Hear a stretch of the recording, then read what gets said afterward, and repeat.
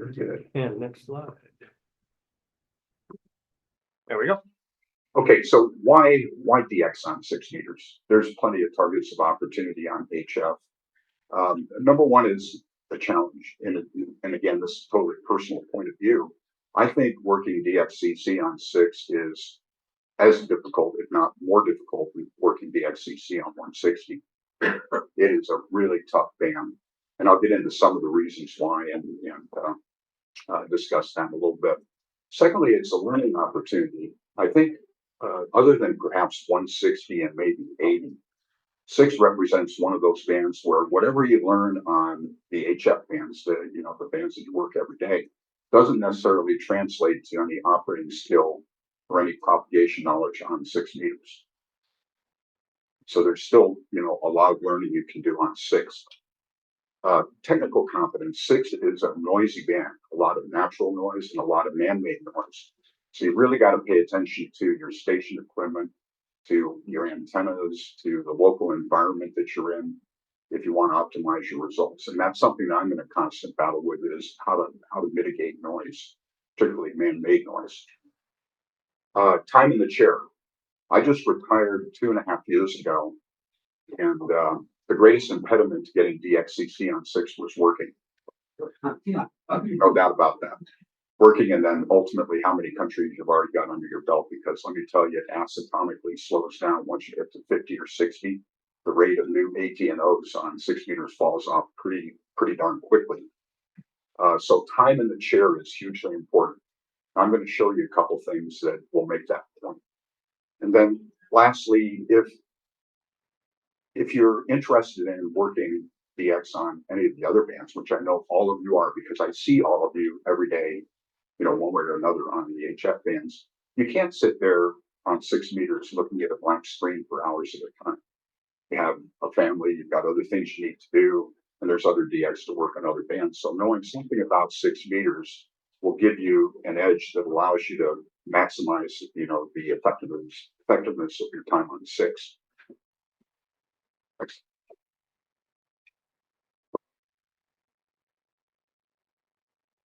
So how hard could it be?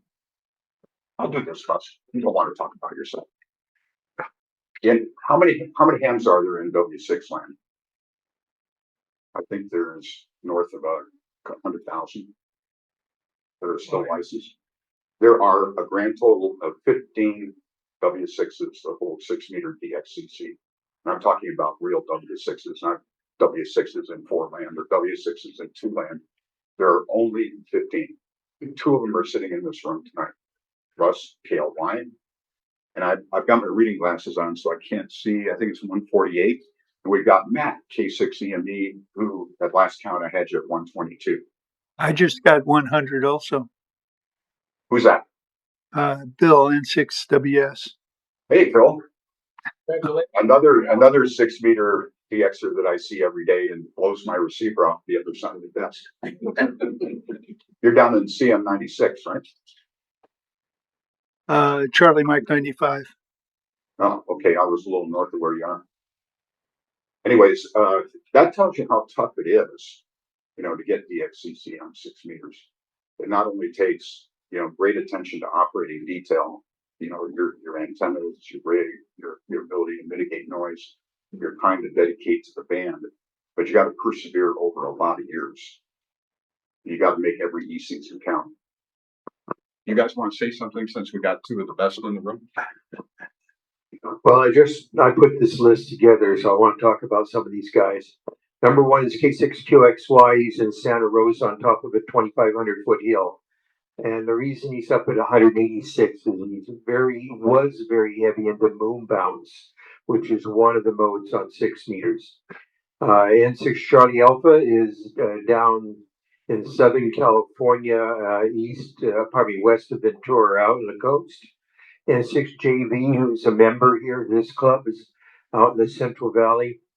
JV has been working very hard over the last few years to get these kind of numbers. He also did a lot of moon bounce to get up to 150. Then there's myself, and I only have 1 moon bounce contact in that 143. Next, K6MYC from M-squared antennas is like the stalwart of 6 meters. He's been on there all his life. He started here in San Jose and he's now down by Madeira. But he is almost blind and he's not on FTA, so I don't expect that number of his to go up. KR70 works with M-squared antennas, also down in the Madeira area.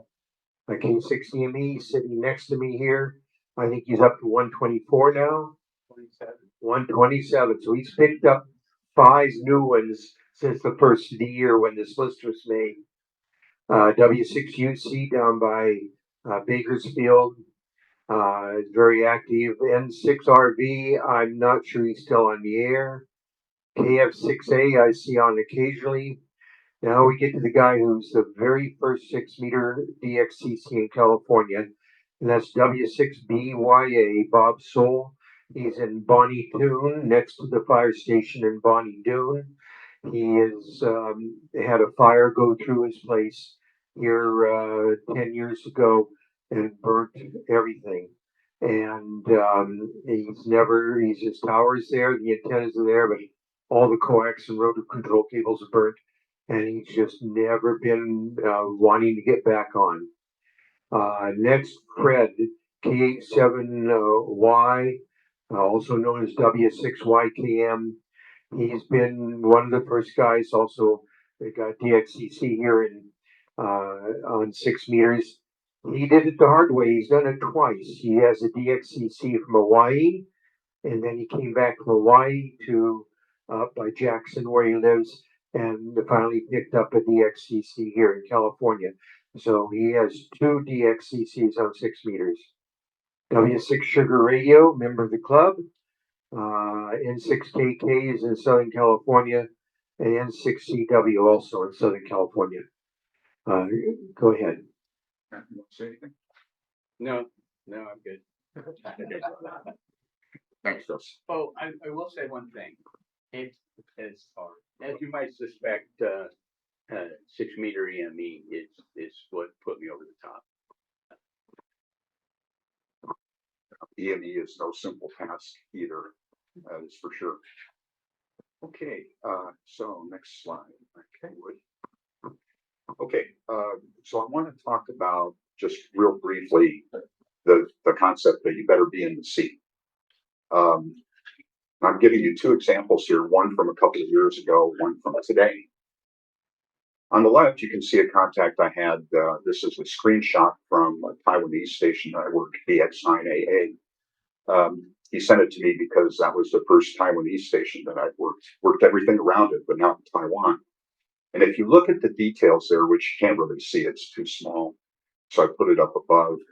It happened at 0200 hours plus, so it was in the early evening local time, and it was middle of June, so the middle of the E season. And I'll come to that in a slide later on about the importance of that. But the entire opening lasted 3 minutes. 3 minutes. It was blue screen before, and it was blue screen after that 3 minutes. Not another signal to be on this end. And then today, there was an HC opening. And again, I'll show you some explanation of this later on. There was an HC opening this morning in the early diurnal that lasted, what did I put up there? 14 minutes. And then there was an LU opening this afternoon that lasted 4 or 5 minutes. So these are not particularly rare stations, but they're very indicative of the problem of working 6 meters. How do you catch something that's in for 3 or 5 minutes? By the time somebody sees it and announces it, if it's on email, the email is going to be hours old before you see it. Right? It's gone. Post. It's FTA, but what posting? What do you use a post later? I'll come to that, but I use FT8 now. I was one of the last people probably in the world to get on digital. I was on 6 meter CW until 2 years ago. I refused to get on digital, and I had 4 years ago. I had no contacts during the season, zero, not one. So it was either convert, give up, go to digital, or get off 6 meters. Now, in defense of that, by the way, FT8 has on 6 meters exposed propagation paths that we never knew existed before the advent of FT8. Anyways, you think in terms of, I would say that 40% of the countries that I've worked, 40% of the 96, I have copied for no more than 5 to 10 minutes. Not to see them again in that same open. Next slide. The rest of the time. So my point here is that you don't want to be like me a couple of years ago. You know, there's a few days, a week, you know, where all of a sudden you're excited, you worked a new one on 6, you know, it took 10 minutes and you're done. The rest of the time, you know, the skin's falling off you and your wife is mad at you because you're in front of the rig all day. So that, you know, have another interest percolating in parallel. Next slide. So I want to talk about propagation modes for a minute. And here I'm going to focus primarily on terrestrial modes that are useful for DXing. And there's some overlap here between what you already know about HF. The most common propagation mode on 6 is sporadic E. And I'll show you what time of the year it occurs and, you know, all the rest of that. But it is by far and away the most common mode, either one-time E skip or multiple E skips. And I'll show you the geometry of that in a bit. Second most common mode is trans-equatorial propagation. That's what we saw today when we worked HC and LU. And I'll show you what that looks like from a configuration viewpoint. There's a third mode that is controversial. It's called summer solstice short path. And I'm not going to describe it until I get to the slide, but it is extremely controversial, but I happen to believe in it, that it exists. Fourth most common mode is trans-equatorial E to F or F to E. And I'll show you that as well. And then there's spread F and F2, which is very similar to what you experience on 10 meters, 12 meters. You can see that on 6, particularly at the peaks of the sunspot cycle. And then every once in a while, you get a long path opening on 6. Give you an example. Last summer, I was beaming 140 degrees trying to work one of the ridge stations that was down, down south of us. And while I was pointing down that way, I decoded 9K2GS at 140 degrees. Now, it didn't work on them, but I decoded it. So it does happen.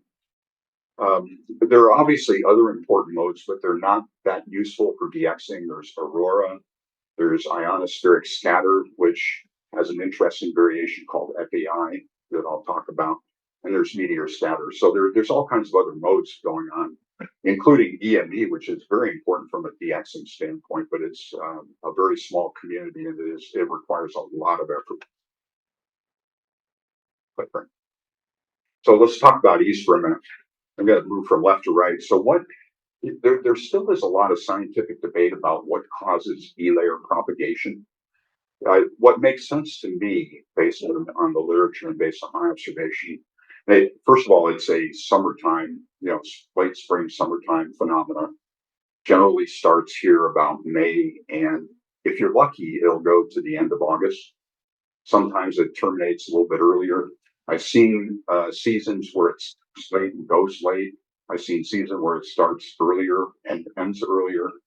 But in general, what's going on is that you've got opposing winds, the jet stream moving one direction and winds moving the other direction across the country, which drives ionized metal ions together into patches. These patches can be anywhere from a few meters in diameter to miles in diameter. There could be one of them or there could be many of them floating around up there. Because that's what's creating the reflective surface, if you will, for the radio propagation. The second chart shows you, and this is true to my experience as well, a single hop E is good for about anywhere from about 1,000 kilometers, maybe 900 or 800, and the MUF is really high, to as much as 2,000 kilometers. So there's a huge variation in the length of a single E hop. Now, how do you How do you spot them? That's PSKR on the right side there. I know that. Yeah, it's PSKR. You notice the big conjunctions of red spots that intersect each other. If you look at that really closely, what you see is that there's 4 E layer or 4 E patches that are active in that particular region of the world when I took that snapshot. So if you locate where all those things intersect each other, that's where the E layer is, and you can point your antenna at that. And if the center of that patch, or even the fringe of that patch, is within, ionospheric scatter distance, you can get to them. That makes sense to everybody. Or if sometimes it can be right over your head. By the way, I've had that happen where it can be right over the top of you, and you hear nothing, absolutely zero. Because the takeoff angle from your Yagi is probably a few degrees to 10 degrees, maybe max. If it's directly overhead, you don't have much radiation going straight up. So that's what drives E propagation, is those opposing winds that take place during the summer. Now, there's some people that will argue that it's driven by thunderstorms. The reason I don't believe it is that the E season overlaps the heaviest meteor scatter activity of the year. All the heavy meteor activity is during the May, June, July, August time frame. And that's what's seeding the metal ions, the iron, the calcium, and the rest of it gets ionized and forms the patches. Go ahead, Russ. I've seen some correlation with what they call sprites, which are very high level thunderstorms emitting stuff. And there was a study about 20 years ago by some people at Lockheed that also saw this correlation between taking pictures from satellites of sprites, and it's back to 6 meters was open. Right. Well, it's interesting. Sometimes you can't debug this stuff, right? Because thunderstorms tend to happen during the summer, and not during the winter, and meteor scatters going on during the summer, and not so much during the winter. So it's hard to know what's directly driving it. But the metallic ion story, the iron, the calcium, where's that coming from? And if it's being compressed in the atmosphere in opposing directions, it's got to come from somewhere. Anyways, next slide. So that's the most common propagation mode. TEP. Does everybody here know what the magnetic equator looks like, or where it is? I'm sure you do. Is everybody here familiar with the fact that there is a magnetic dip equator? The equator doesn't actually go around the Earth at the same latitude. It dips and it peaks or rises depending on where in the globe you are. So trans-equatorial propagation is characterized by contacts that are on the north side and the south side of the magnetic dip equator. So I've given you a drawing there on the right side that basically shows that. So you've got ionized patches that exist on either side of the TEP magnetic bulge, if you will. And essentially you have a cloud to cloud or ion patch to ion patch propagation that spans that magnetic bulge, if you will. And that's, what's going on there is the electric jet and the geomagnetic lines of force, are converging in that area. So that's the second most common propagation mode, I think, that you'll see on 6. All right, next slide. Third, somewhat controversial, summer solstice short path. So the theory here, I've only observed this looking north into Asia, into JA, BY, BX, BR. It's a summertime phenomena. It tends to peak up in the earliest part of the E season. It's heaviest in June and July and tends to taper off pretty quickly.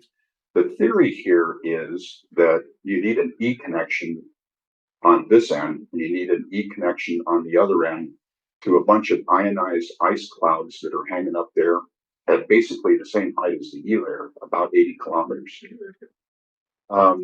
Now, it's difficult to prove one way or the other whether this is 4 or 5x E's, 4 or 5 hop E's, or whether it's this phenomena, because it's a water path primarily. So how do you know when you have 2 or 3 or 4 E's? If you're looking across the United States into Europe, for instance, where it takes 3 or 4 hops to get to Europe, if it's 4 hop E's, you're going to hear Oklahomans in there. You're going to hear New York in there. You might hear Alberta, Canada in there. And each, successive hop out, they get weaker and weaker and weaker until you get to Europe, where normally they're going to be the weakest signals that you're hearing, but nonetheless, they're decoding. When it's over a water path, like all the way to Japan, which is, depending on which part of Japan, is 7,000 to 8,000 plus miles, there's no way to hear anything else. Water doesn't talk. Water doesn't decode. So you don't really know for sure whether what's going on here is that you've really got a reflection from an E cloud down to the water and then back up to an E cloud and down to the water and back up to an E cloud, or whether it's actually navigating this ice layer that's at 80 some odd kilometers in the air and just coming down into an east connection in Japan or VR or wherever to you. So that's the polar mesa ionized region. Ice crystals become polarized. Next slide, please. Then there's TEFE. Now, this is getting more rare, and this tends to occur when the sunspot cycle is near its peak and is very geolocation specific. What you've got going on here is typically an E or an F connection to the TEP region, the trans-equatorial region. And if you enter at the right angle into that region, if your signal enters at a gentle enough angle, you get reflections in and out of that or inside of that TEP zone. And then ultimately it decides to exit somewhere way far away. And the path that I've got up here, I think is KH to EA8. This is a very common path that Fred K6KLY worked many, many times when he was in Hawaii. See, you can see what's going on here. You have to have an E or an F connection depending on how far you were to the TEP zone. The entry angle has to be gentle enough that you're not coming in essentially perpendicular, to the TEP zone, so that you get those reflections inside the TEP zone, and then it exits somewhere, way far away. Russ, you've seen this look as well. Yes. I've worked this. I've had this happen, half a dozen times. So I'm pretty sure this was the mechanism. June. Yeah, May and June, sometimes early July. The problem that we've got, we're a very odd distance from the TEP region. It's very unusual for pure TEP to make it this far north. Oftentimes it will get this far north without any help from any E clouds, but nonetheless 38 north, where most of us are located, is just a little bit too far for a normal TEP propagation. It usually is some kind of E assistance on our end, and so we'll need E's to get into that zone, and you'll also have to be beaming either further east or farther west, so that you have a gentle enough entry angle and still be close enough that, ionospheric scatter can get you in there, or E's can get you in there. Does that make sense to everybody? It's not something that you're going to see every day, but it's out there. Next slide, right?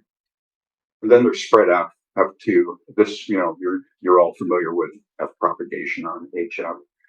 This is probably other than long path, this is the least common propagation on 6 meters. And you tend to know that you've got F when you hear absolutely nothing else except a very small footprint, and you're not going across the magnetic equator. So if you're looking, say, into the East Coast, or you're looking at Europe or Asia, and you hear no signals, short of 2,000 kilometers, you're probably looking at an F path, transcon F.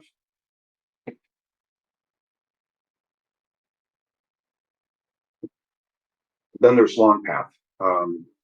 So the best explanation I can provide here, and again, it has some resemblance to TEFE. You've got the magnetic bulge, if you will, on both sides of the Earth, and you get stations that can enter that bulge at the right angle. It follows a chordal hop multiple quarter hops all the way around the world and exits on the other side, right at the opposite magnetic bulge. And this is the least common propagation that I've seen on 6. I've only seen it maybe half a dozen times in 20 years. But it's out there at times. Now, I mentioned field-aligned scatter. Normally, ionospheric scatter, if you're running a big antenna at high power like I am, I can work, 1,000, 1,200 kilometers with no propagation assistance at all. I'm just, pushing ions, pushing electrons. Yeah, let's. Microphone. One of the good things about that is VE7DAY out of Canada, British Columbia. You can work him most any morning if you're running a good antenna and power, and it's just rolls in down here. Yeah.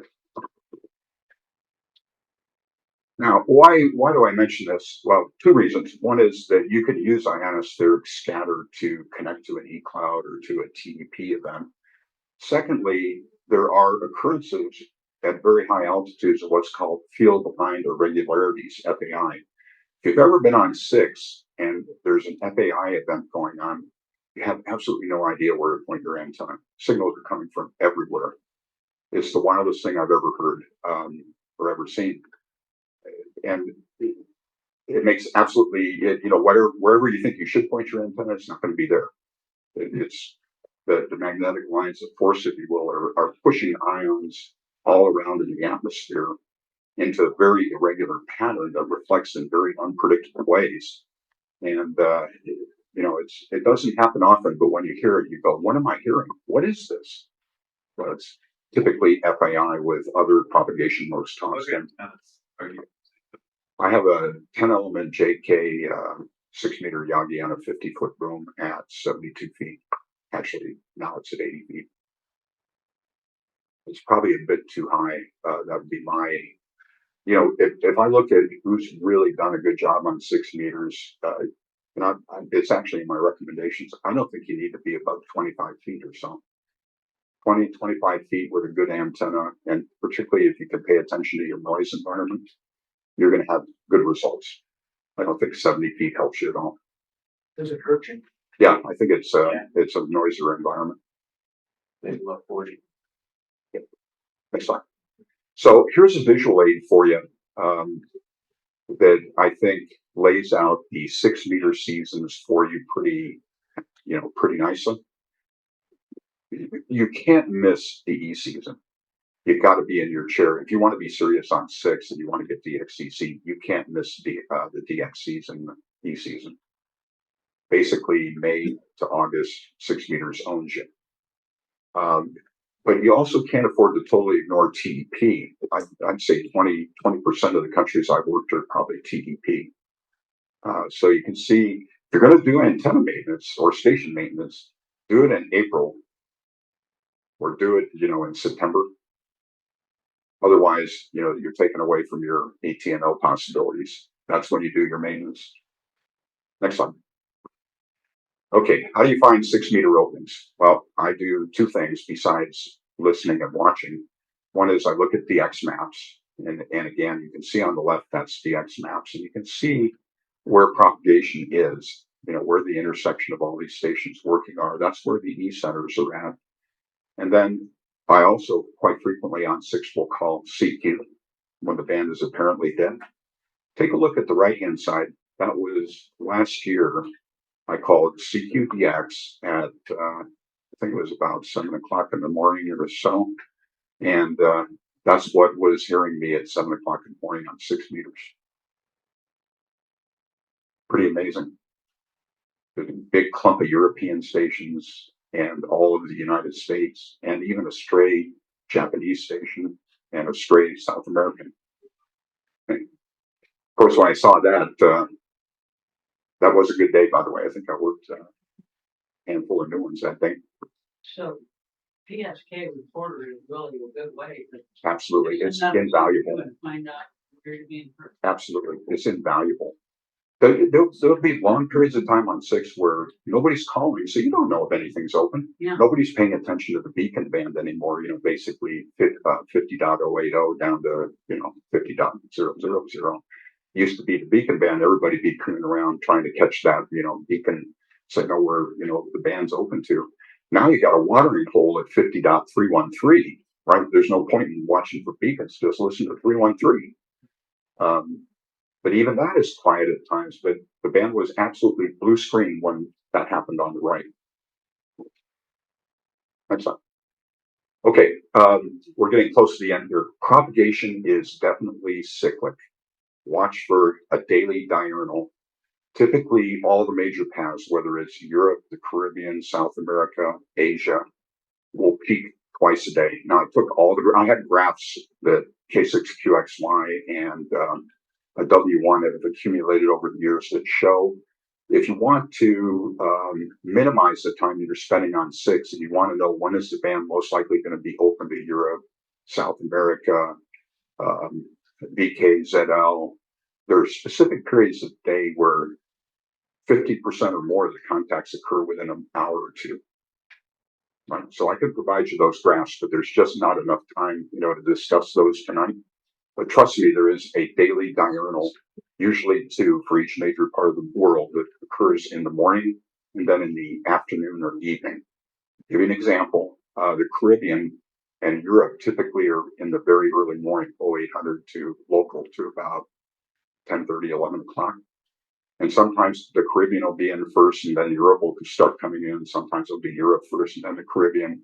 Then it'll rotate down into South America. Then it'll rotate out into BKZO and then up into JA land. So, generally you can think of it as it's following the sun, right? Propagation's following the sun.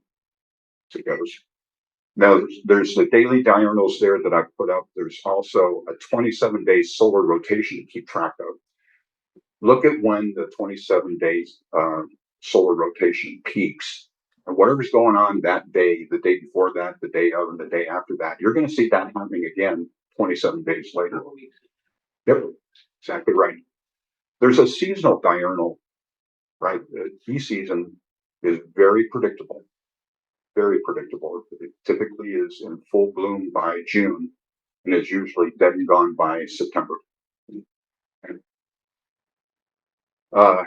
And then there's solar cycle dependencies. Now, I want to caution you that there's a lot of literature out there on 6-meter propagation and the solar cycle. Everything that I've ever studied would indicate that there is absolutely no correlation for most 6-meter DX contacts to where you are in the solar cycle.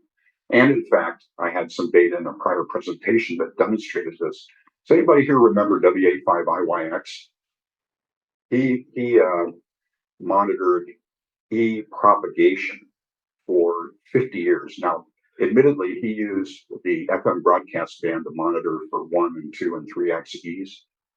And there was no correlation when he plotted the number of days of E's each year against the solar cycle minimums and maximums. It was anti-correlated. There was no correlation, none at all. 40 plus years of observation.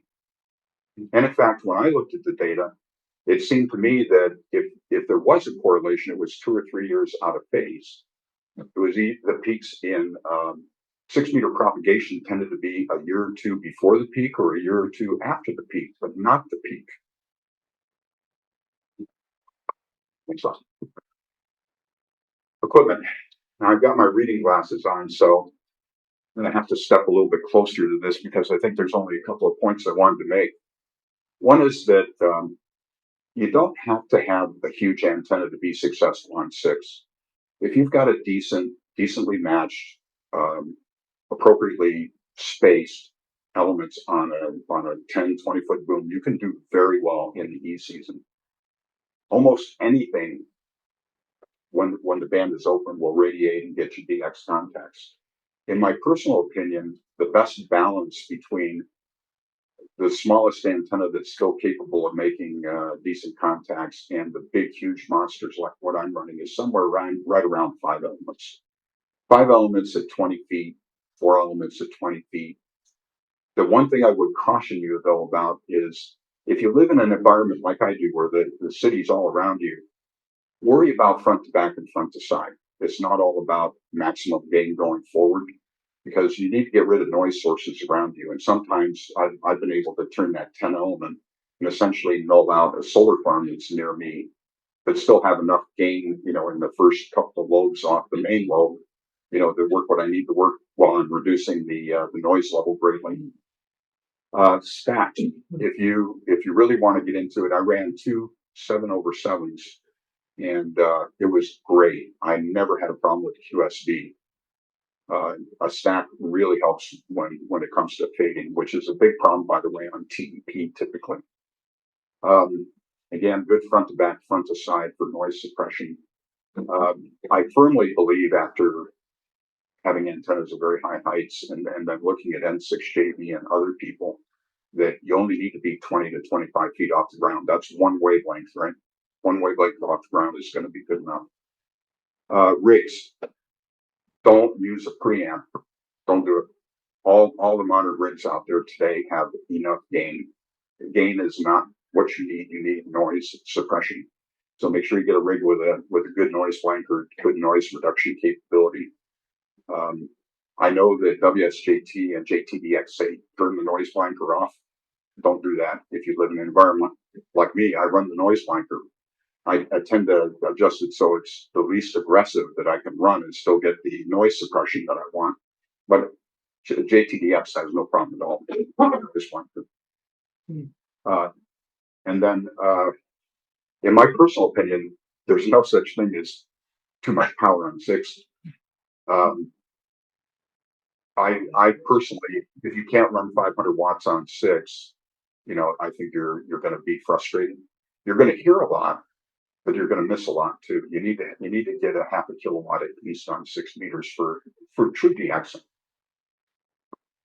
Next slide. Okay, just a real brief slide on operating practice. FT8 dominates 6 meters now. You will occasionally see a sideband or a CW signal during contests, mostly, but FT8 is the dominant mode. When it comes to FT8, 50.313, is where you operate. And during the E season, it's quite frequent when you're DXing to have Europeans pull you off to 323, or ask them to go to 323, and they will. I have never heard anybody on 310. So I would think in terms of 313 and 323, and sticking there. Let's see what else I have up there. Oh, sequences. Europe is always first. There's pretty much by convention. JA in Asia is always second sequence. When you're looking that way, they're on second. My experience with Central America and South America is it's a free for all. It's a dogfight. They're on every sequence. I don't know, Matt. Obviously there's tons of European stations working each other, so there's always going to be Europeans on both sequences. But if you're going to be calling that way, trying to stir up some activity, you should be calling on second sequence. Okay. Another guideline: propagation tends to move east to west and from south to north, particularly E propagation. So if you see an E cloud, if you're looking at PSKR or some similar tool, and you see an E cloud that's located, say, down in the southeast coastal region, which is very common, by the way, during E season, it will tend to float and move up through the center of the country and then along to the west coast with daylight. Okay? That doesn't necessarily mean, by the way, that it is that specific E cloud. They may form separate ones, but it tends to move in that direction from east to west, south to north. And that's why you'll see the JA propagation, by the way, picking up in the late afternoon and evening hours during the summer. Most non-E openings, this is really key, last a few seconds to a few minutes. E openings can last for hours, in fact, entire days. I've seen E openings last 24 hours nonstop. Not necessarily outside the continental US. but nonetheless, an EO will last that long. But really long distance contacts oftentimes are done in seconds. You'll never see them again. Chat pages. ON4KST is a great resource. Hamspots, DX Summit, DX Maps, and of course the NC DXC repeater. And the reason I don't put email in there is that for a lot of DX on 6 meters, by the time you read an email, it's already gone. It's too late. So it really takes something that's close to real time in order to be on top of it. EME, the primary mode, Matt can talk to this better than I can. I think it's Q6568. I don't know anything about it. And it's constrained to 50.180 to, 50.200. So you want to avoid operating anywhere near that, that set of frequencies. And meteor scatter is MSK144, and that's right around 50.260. So again, don't operate down there. Okay, next slide. Okay, I provided a list of reading material. And these are all staples, I think, of scientific articles that I should have put this in here as well. Magic Band Revealed. This is by K5MD, which is also a very good read. But I would highly recommend, if you have time, to acquire a copy of these. They're still easily obtainable on the internet. Hugely valuable in terms of understanding the actual physics of what's going on up there. Okay, and with that, I think Russ and Matt and I can take any questions that you might have.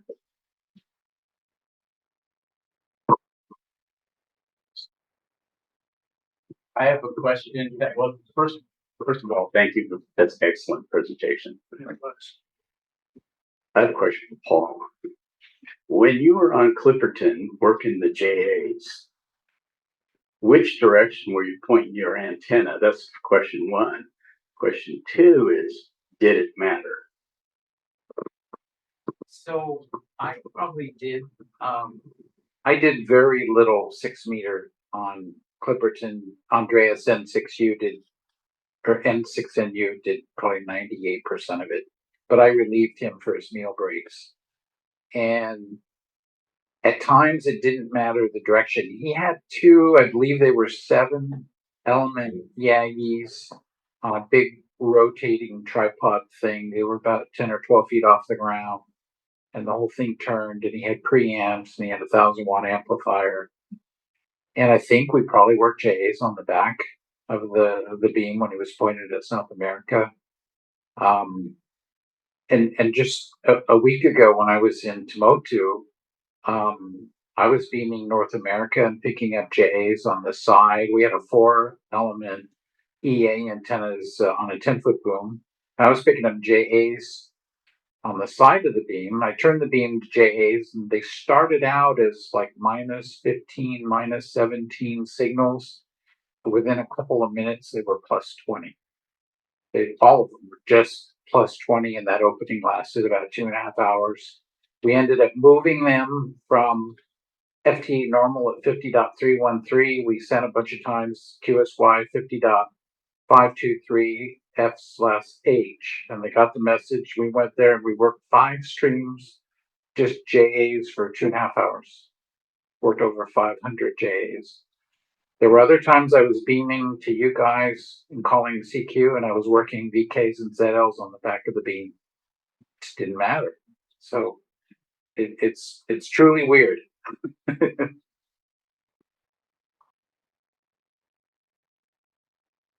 Anything else? Yes, sir. I got a question for Russ. I think you told me one before you moved up in the hills that you were working 6 meters.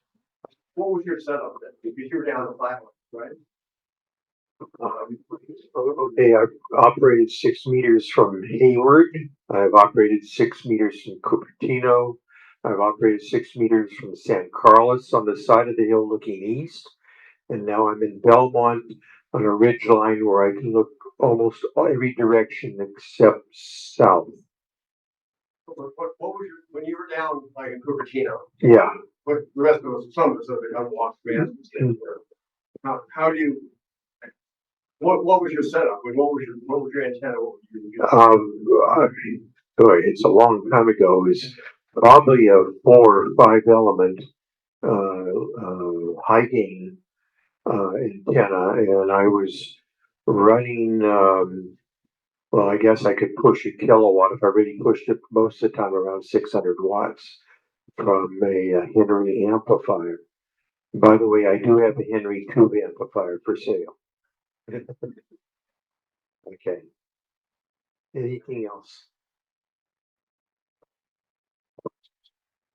Any other questions, inputs? Anybody want to argue about anything? Or if you look like you want to argue about something. Thank you for all of the slots, by the way, and to Paul and Peter. Guys made me really happy. All right, with that. any questions from anybody on the Zoom call? Apparently not. By the way, the most gratifying thing, 13 or 14 years ago when I did this, I never heard any club members on 6. And now today, I hear probably a dozen or 15 of you on 6. So that's very gratifying. It's great to hear. Yeah. And you know, the chance that we're all going to work more new ones goes up with more of you on 6. So are you gonna add this, your visual part of the presentation on that?